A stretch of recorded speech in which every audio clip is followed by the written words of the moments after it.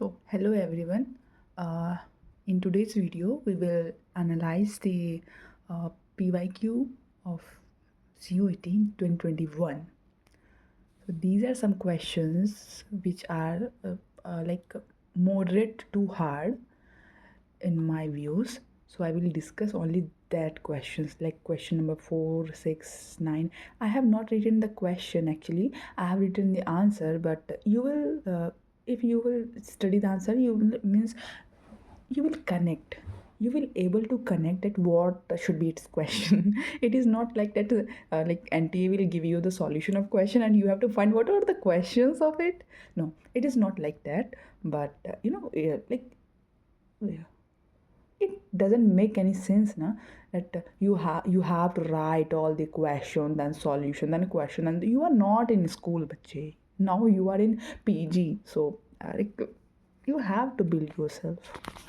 So the fourth question, starting with the fourth question, that the fourth question is, in India the economic survey is published by Ministry of Finance, not RBI, not government. It is Ministry of Finance, one day before the budget. So we all know that in 2026 the budget have come, budget had have announced by explained by finance minister our Srimati Nirmala Sitharaman. uh, so budget has came in 2026-27, you know. But the shit, yeah, the economic survey is one year before, like.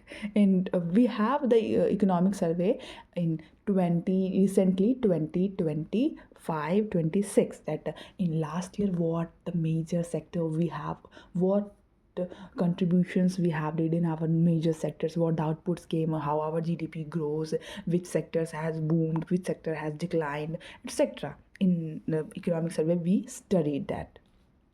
So, during India's colonial period, the theory of downward filtration was related to education. No, theory of downward filtration. Sometimes we connect the theory of downward filtration to agriculture sector. No, it's a wrong way. The theory of downward period was the theory of downward filtration was related to education. Lord Macaulay, Lord Macaulay promoted the downward filtration theory in India's education strategy. Okay, downward filtration theory. Lord Macaulay promoted downward filtration theory. An unbounded solution of in linear programming is known as infinite solution, and an unbounded solution in linear programming is known as infinite solution. Achha. Then an unbounded solution. Lord Macaulay has pronounced the downward filtration to Lord Macaulay. Lord Macaulay, India's education strategy. An unbounded solution in linear programming is announced by infinite solution. Okay. The Keynesian model is a two-sector model. Households and firms are a two-sector model. We all know that Keynesian model is a two-sector model. Household and firm is two-sector. When we include household plus firm plus government, then it will be three-sector economy. When we include government plus household plus farm plus government plus export plus import, मतलब export minus import is aggregate income, aggregate demand का होता है वो solution equation पर. When we add foreign trade in our third three sector economy, then it will be called fourth sector economy. Okay, then and growing economy is one whose GNP is rising as at a constant price. A growing country, what will we call at a growing country? Growing country means whose GNP is rising at constant price. I will make up a playlist for you guys that on national income, that in I'm a like master's student, but still I am confused with the GNP, GDP, and I know what are the definition of it. But sometimes when you got numericals, you will be confused that at constant price, market price, factor cost, market cost. There are lots of things that in national income, GNP, NNP, GDP. whatever. So we will talk it in another video. Wage price flexibility is the contribution of ACPGO. Wage price flexibility, okay, wage price flexibility is the contribution of ACPGO. मुझे नहीं पता था यार, ये पता चला मेरे को अभी। देखो भाई, मैं भी स्टूडेंट हूँ, मैं भी सीख ही रही हूँ तुम लोग की तरह। तो मैंने जो सीखा होता है मैं बस चाहती रहती हूँ कि मैं ना तुम लोगों को भी बताऊँ थोड़ा थोड़ा। हाँ, so a growing country is one whose GNP is rising at constant price, not current price बेटा, constant price। पता है हमको ना, जो जो हमें पता है क्या सही होता है कंट्री के लिए, जो constant प्राइस में माना जाता है। तुमने सुना होगा कि ये nominal GDP and real GDP. So जो नॉमिनल जीडीपी होता है ना, वो हमारा करंट प्राइस पे लिया जाता है, पर जो नॉमिनल जीडीपी होता है वो बेस ईयर ही लिया जाता है, उसको को कांस्टेंट प्राइस पे लिया जाता है। यानी कि अभी तो हालांकि कांस्टेंट ये बेस ईयर 2011-12 को माना जाता है, पर अभी ये बात हुई थी कि 2022-23 को अपना ये बेस ईयर माना जाएगा। पर अभी तक ये फाइनल प्रपोजल पास नहीं किया गया है पार्लियामेंट में। सो अभी इस पे डिस्कशन नहीं हुआ है, पर बेस ईयर को चेंज होना ज़रूरी है अभी, ताकि हम कैसे जान पाएंगे कि इन्फ्लेशन तो बहुत ज़्यादा बढ़ रहा है ना, महंगाई तो बढ़ ही रही है, और प्राइस उस समय का ले रहे हैं, तो काफ़ी डिफरेंस आ जाता है दोनों के बीच। तो ये मेन दिक्कत आती है कि बेस ईयर थोड़ा चेंज होने की ज़रूरत है। हाँ, so the IS curve means investment saving curve. तुमने सुना होगा ISLM कर्व। तो IS का मतलब है यहाँ पे, यो IAS नहीं बेटा, ये IS है। IS का मतलब होता है इन्वेस्टमेंट सेविंग कर्व, समझे। A recession is a period, recession, सुनो, recession is a period of economic downturn typically marked by decline in aggregate output। मानी कि ये जो रिसेशन है, यानी कि हमारा GDP falls, decline in aggregate output, GDP falls, reduce consumer and business spending, sometimes lower or stagnant inflation, not rising price, sometimes lower or stagnant inflation, not rising price। oh my god, मेरे को कुछ याद आ गया इसलिए मेरे को हंसी आई। Recession वो होता है ना, तुम समझ रहे हो ना रिसेशन क्या होता है, कि decline in aggregate output, GDP falls. भाई साहब, reduced consumer business spending, sometimes lower or stagnant inflation, not a rising price। Hostel में यार लड़कियों का फ़ोन बजता ही रहता है भाई। हाँ, एक्सटर्नैलिटीज़ पढ़ते हैं, एक्सटर्नैलिटी भाई, externalities occurs when a third party is affected by production or consumption of a good, positively or negatively spill over। When no externalities are present, the cost of society यानी कि social marginal cost are exactly the same as the cost of individual producer or consumer। private marginal cost बोलते हैं उसको। So social marginal cost is equals to private marginal cost in the absence of externalities। हाँ, Worley's law क्या है भाई? Worley's law says the sum of values of excess demand across all markets must equal 0 as long as all agents satisfy their budget constraints। This means that if there is excess demand in one market, there must be excess supply in another, so that the total value balance out। समझे? The law of variable proportion is also called the law of diminishing return। diminishing मतलब Walras law तुमको समझ नहीं आया होगा, मैं बस समझाती हूँ। Sum of values of excess demand across all markets must equal 0।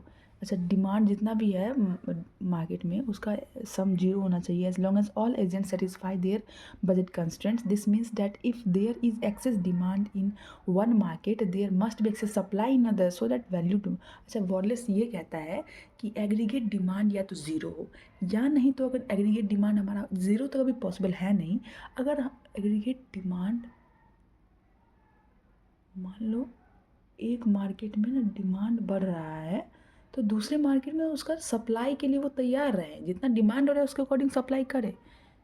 ये है वॉरलेस law. The law of variable proportion is also called the law of diminishing returns. Applies to the short run where at least one factor of production is fixed. Example, land, capital. Only one variable input like labor is increased while other inputs remains constant. Recession of recession यार, recession समझ रहे हो को, trade cycle याद आ रहा है, अभी business cycle याद आ रहा है, रिग्रेशन है बेटा वो, regression of Y on X has form, we all know that regression of Y on X, और बोले तो Y is equals to A plus B Y on X into X, regression. यार ये क्या हो रहा है, फर्स्ट रिग्रेशन हमारा ये इक्वेशन दिया था, y ऑन x निकालना है ना, तो इसको y के टर्म में कन्वर्ट कर दिए, B Y on x is equals to -3/3। ये कहाँ से आया भाई, तो हमको भी समझ नहीं आया, खैर हम तुमको बताते हैं। ओह माय गॉड, सबसे मेन क्वेश्चन नहीं लिखते हैं ना बेटा, हम सॉल्यूशन पे भागते हैं सीधा, तो मेरी गलती तो यही होगी, बी वाई ऑन एक्स बराबर -3/3 हुआ है। अब कैसे हुआ है वो तो पढ़ना देखना पड़ेगा, क्वेश्चन हम देख के लाएंगे, भूल गए क्वेश्चन लाना। सेकेंड रिग्रेशन हमारा ये मॉडल दिया हुआ था, सॉल्व एक्स, इसमें एक्स के टर्म में इसको कन्वर्ट करके फिर एक्स ऑन वाई की कुछ वैल्यू दिया होगा क्या यार, -1/6 रख देता है, वाई का वैल्यू 3/2, 3/3 -1/5। अरे यार ये निहारिका वही है ना बात कि तुम गलत हो जाता है यहाँ पे, ये देखो ये 3 नहीं है, ये 2 है बेटा, बी वाई ऑन एक्स निकालना है ना, तो वाई ऑन एक्स निकालना है, तो एक्स के साथ वाला जो टर्म है ये इधर हट जाएगा, एक्स वाला हट जाएगा, बी वाई ऑन एक्स डाल दिए ना इधर, तो -3/2 होगा, और सेकेंड में जो हमारा रिग्रेशन दिया है उसको एक्स के टर्म में निकालना है, यानी कि एक्स की वैल्यू निकालनी है वाई के टर्म में। So X by Y is equals to Y के पास जो हमारा कांस्टेंट था वेरिएबल, इसके साथ वेरिएबल तो ये है, तो -1/6 हो गया, वैल्यू निकाल दिए। Use the relationship between regression coefficient and correlation coefficient. So इसका फॉर्मूला होता है R is equals to +/√b Y on X into B X on Y, ये रिलेशन का फॉर्मूला है, तुम समझे ना बेटा, तो +/√x ऑन वाई जितना था ये इतना था, इज इक्वल्स टू इतना हो गया। Since both slopes are negative the correlation must be negative, दोनों अपना, ये देखो इधर भी नेगेटिव आया था अपना वैल्यू, इधर भी नेगेटिव आया था अपना वैल्यू, तो हमारा कोरिलेशन का भी जो वैल्यू आएगा वो भी नेगेटिव ही आना चाहिए, समझे। ये है क्वेश्चन किसका, हाँ 2021 का ही है।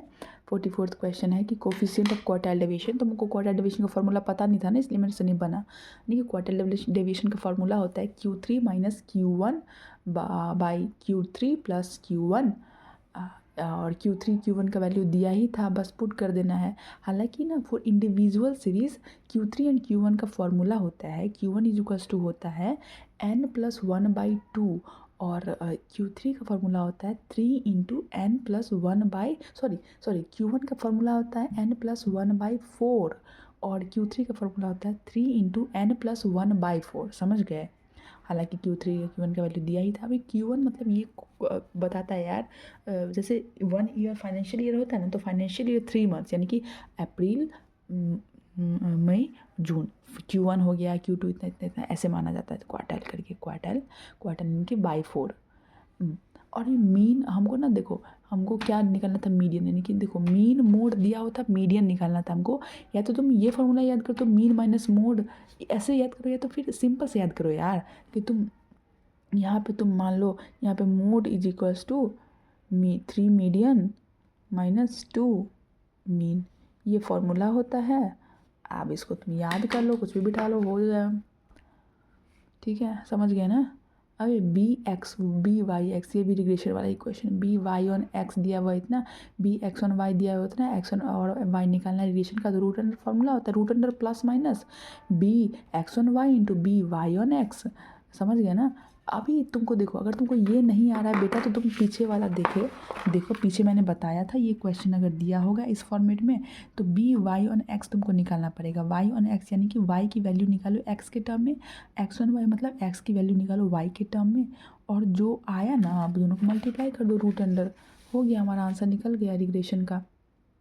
ये था ये क्वेश्चन। तो ठीक है, तो दोनों क्वेश्चन तो ईजी ही पड़ गया तुम्हारे लिए। ठीक है, कोफिशिएंट तो ईजी ही था कि Q3 - Q1 by Q3 + Q1। अभी तुम PYQ सॉल्व करोगे तुमको तभी समझ आएगा, और मैं ऐसे बता दूँ ना तुम लोग समझोगे नहीं, क्योंकि बेटा नहीं, क्लासमेट्स ही हो मेरे या फिर जूनियर जो भी हो, तो ऐसे पढ़ा जाता है, समझे। तुमको खुद पहले सॉल्व करना पड़ेगा क्वेश्चन। ये मैंने इसलिए लिखा है क्योंकि मेरे को ये क्वेश्चंस नहीं आया, अब तुम लोग अपने हिसाब से देखोगे, ठीक है। सो देखो यहाँ पे, standard deviation is considered the best and most reliable measure of dispersion because it uses all data points in the data set. It shows how much each value deviates from the mean. ये होता है standard deviation की mean से हमारा value कितना deviate हो रहा है, समझ गए। It's widely use statistics, economic research and data analysis. Total ball हमें दिया हुआ है इतना, रेड बॉल को माइनस कर दो तो भाई हो गया, रेड बॉल को हटाइए तो 9/15 होगी। तो अपना प्रोबेबिलिटी का बेसिक था। हेक्सर सॉलिड मॉडल क्या कहता है बेटे कि each good uses factors of production in fixed proportion, that is factor investment intensities है बेटा, वो फैक्टर इंटेंसिटीज़ है। each good uses, sorry, these factors intensity and irreversible. According to census of India 2011, the sex ratio number of females per male, मतलब per 1000 male में गिनते हैं, तो there was 940 in 2011. The market and improvement for 2001 census, which was in 2001, the sex ratio was 1933, यानी कि number of female पर 1000 male. In contrast the sample registered system 2019 estimated India's sex ratio at birth around 899। Kerala is the highest sex, Kerala had the highest sex ratio, यानी कि पर 1000 पे भाई 1084, यानी कि वहाँ पे लड़कियाँ ही ज़्यादा है। और हरियाणा में सबसे कम है 877। प्राइमरी डेफिसिट क्या होता है कि प्राइमरी डेफिसिट जो हमारा है, so primary deficit is equals to physical deficit minus interest payment, और फिजिकल डेफिसिट होता है total expenditure minus revenue receipts plus non debt capital receipts. ये तुमको याद करना पड़ेगा। Primary money physical minus interest payment, physical total expenditure revenue non revenue receipts. ये बेटा तुमको याद करना पड़ेगा फॉर्मूला, जैसे कुछ हो नहीं पाएगा। चलो ठीक है।